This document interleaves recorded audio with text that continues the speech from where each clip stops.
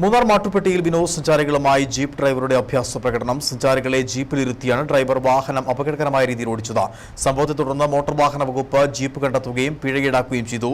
ഡ്രൈവറുടെ ലൈസൻസ് റദ്ദാക്കാനുള്ള നടപടിയുമായി മോട്ടോർ വാഹന വകുപ്പ് മുൻപോട്ട് പോകുന്നതായാണ് വിവരം.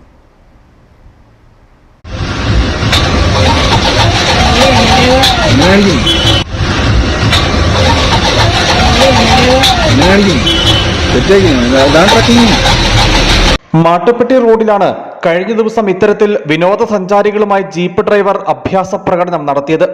അപകടം ക്ഷണിച്ചു വരുത്തും വിധമായിരുന്നു റോഡിലൂടെയുള്ള ജീപ്പ് യാത്ര. ഡ്രൈവർ നടത്തിയ അഭ്യാസ പ്രകടനത്തിന്റെ ദൃശ്യം നവമാധ്യമങ്ങളിൽ പ്രചരിച്ചതോടെ നടപടിയുമായി മോട്ടോർ വാഹന വകുപ്പും രംഗത്ത് വന്നു. വാഹനത്തിന്റെ നമ്പർ ദൃശ്യത്തിൽ വ്യക്തമായിരുന്നില്ല. പിന്നീട് മോട്ടോർ വാഹന വകുപ്പ് ഉദ്യോഗസ്ഥർ നടത്തിയ പരിശോധനയിൽ വാഹനവും ഡ്രൈവറെയും കണ്ടെത്തി.